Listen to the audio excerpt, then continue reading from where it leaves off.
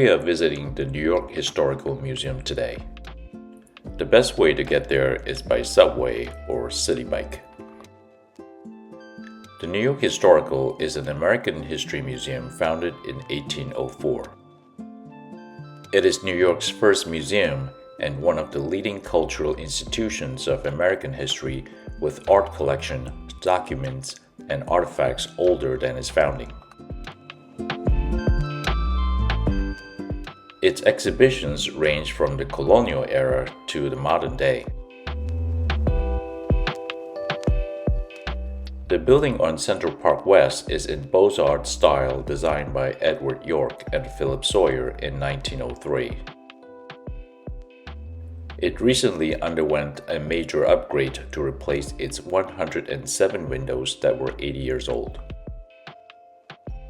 The admission is $24 for adults and $19 for seniors, educators, and active military personnel. Students are $13 and kids 5 to 13 years old are $6. Visits to the museum between 5 p.m. and 8 p.m. on Fridays is pay as you wish. We checked out the South Gallery first.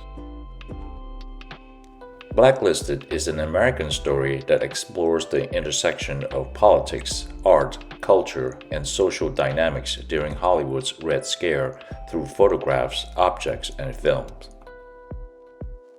Personal narratives of the blacklisted Hollywood 10 members of Congress and film executives reveal different approaches to what it means to be patriotic Americans.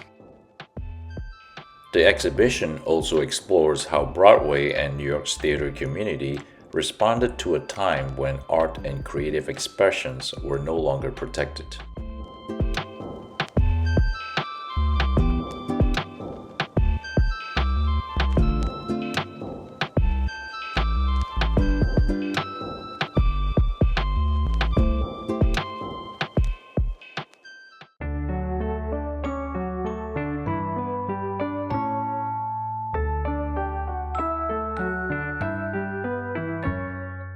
The Guggenheim Fellowship at 100 showcases the rarely seen archives of the John Simon Guggenheim Memorial Foundation, home to the Guggenheim Fellowships.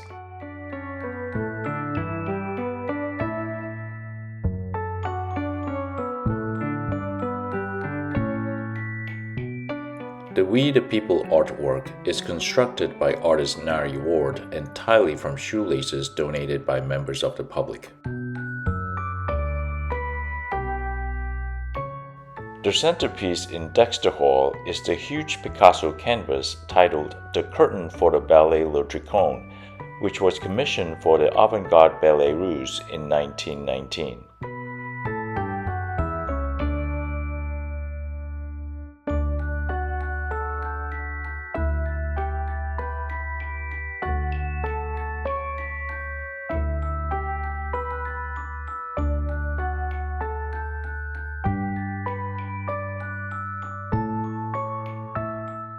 Pier to Manhattan is one of the new wild art movement cityscapes that represent simplified forms, discordant coloration, and direct feelings.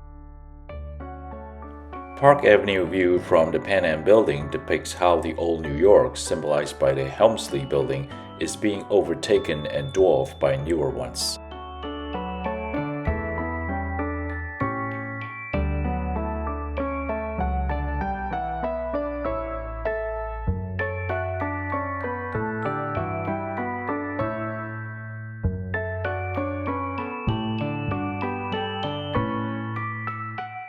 The New York Historical houses the world's largest collection of work by the renowned artist and naturalist John James Audubon.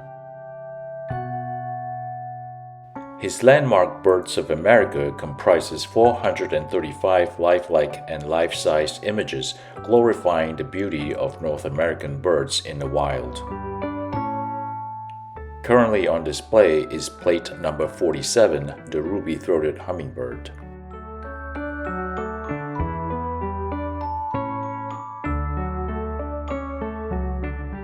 dining in transit has an array of distinctive objects from souvenir menus to promotional recipe books, employee handbooks, and collectible tableware to illustrate how transportation companies focus on memorable culinary experiences to attract and retain customers.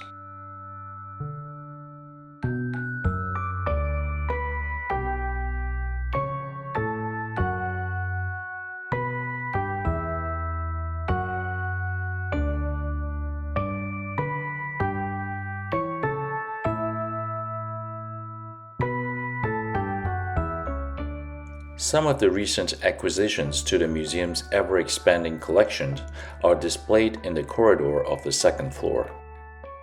The art provides a window onto a varied and vibrant view of contemporary life, from Oscar Yi Howe's defiant Far East Siders to Tim Okamura's reimagining of Rosie the Riveter in the age of COVID-19.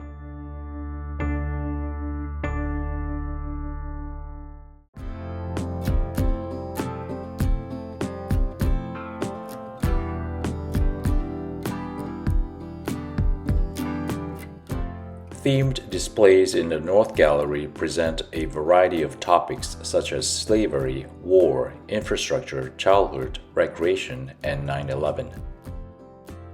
Treasures from the museum's vast permanent collection tell the story of New York culture and American history.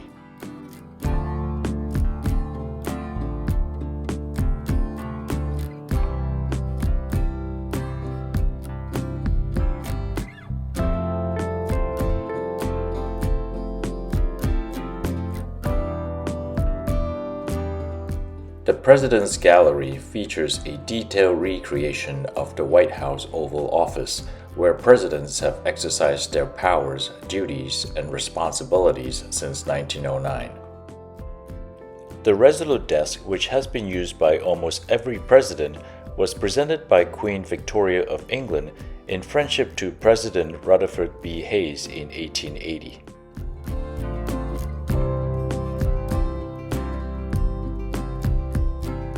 Silver in New York was a reflection of the multi-ethnic society that characterized the Dutch settlement of New Netherlands and later the British colony of New York. As the largest port in the United States in the 19th century, New York was home to many of the nation's most important silver retailers and manufacturers, like Charles Louis Tiffany, the founder of Tiffany & Company.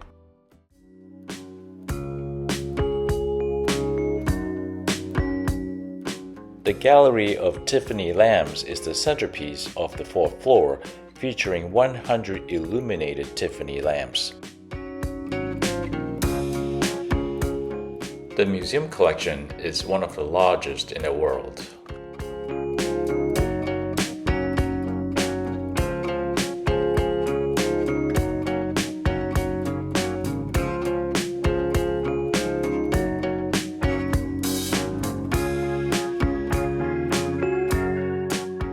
Louis Comfort Tiffany, the son of Charles Louis Tiffany, brought the garden inside with their floral lamp designs.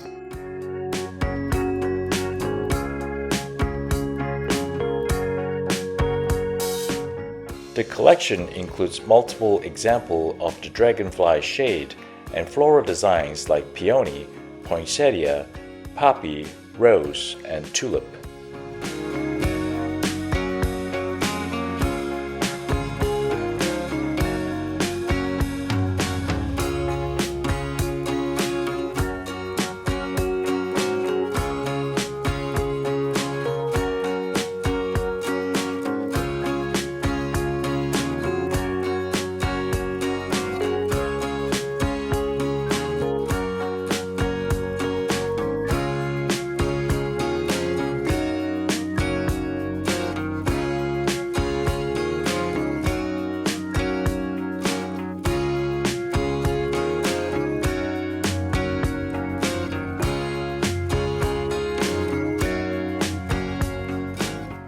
The hidden history behind the lamps offers a fascinating look at the contributions of women in the creation of this art.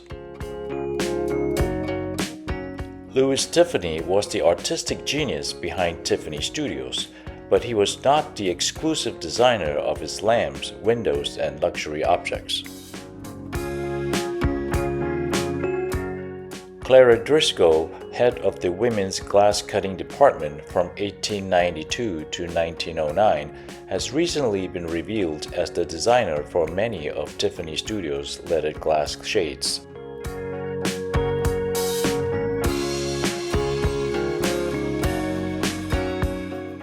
Driscoll and her staff, self-styled the Tiffany Girls, labored in anonymity but were well compensated.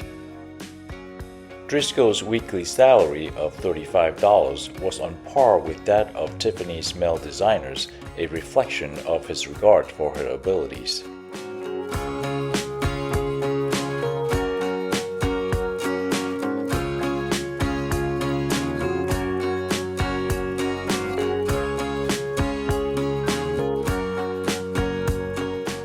The peacock shade, with its brilliantly colored iridescent plumage, was a favorite motif of Tiffany.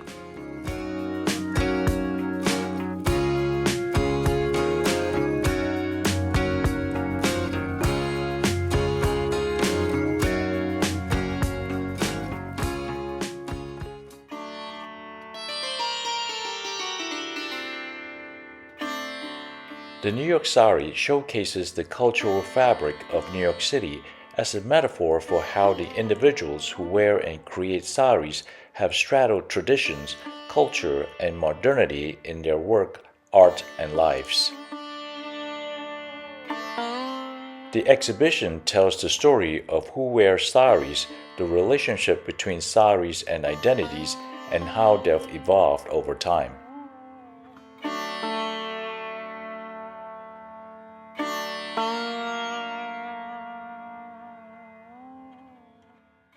It showcases the deep influence that South Asians have had on the culture of New York City from the Gilded Age to the present day.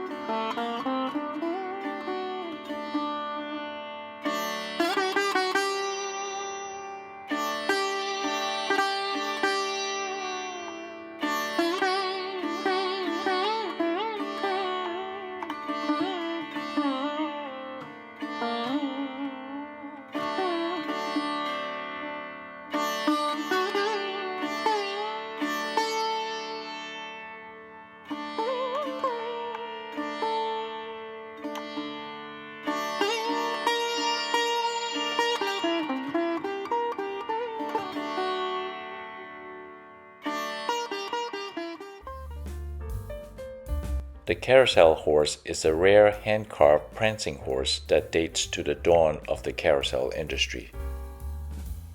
There's also a children's history museum in the lower level, the first in the United States designed specifically for children.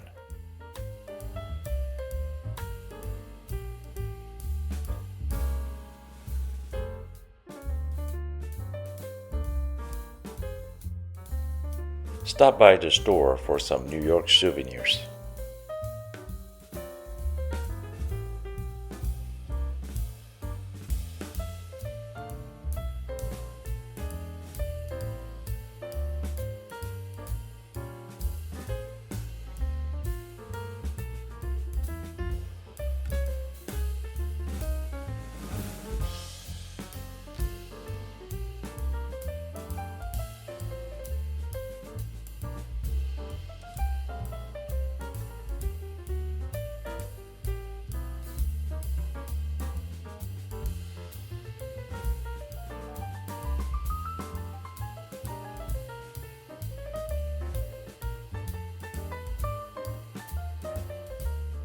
Next year, as the United States commemorates its 250th anniversary, the New York Historical will be opening a brand new 70,000 square foot wing that will serve as a beacon for democracy education and history enthusiasts of all backgrounds and perspectives. The new wing will be called the Tang Wing for American Democracy.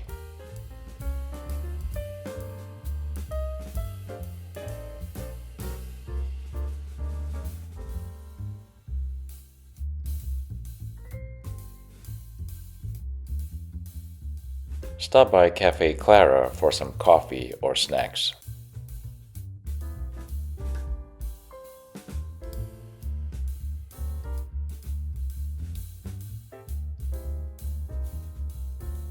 If you feel like venturing out, head to Amsterdam Avenue where you'll find our favorite ice cream store. Salted Shore draws a long line, so you may have to be patient.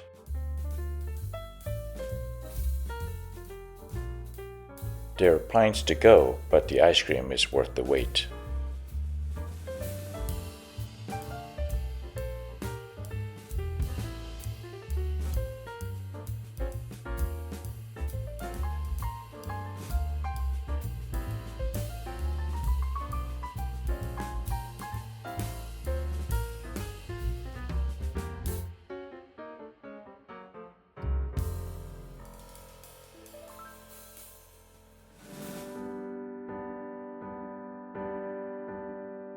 We hope you enjoyed this video. If you did, please click the like button below or leave us a comment and let us know how was your experience at the New York Historical Museum. Check out our other video on the Metropolitan Museum of Art. Until then, walk with us along the Hudson River Greenway as we watch the sunset.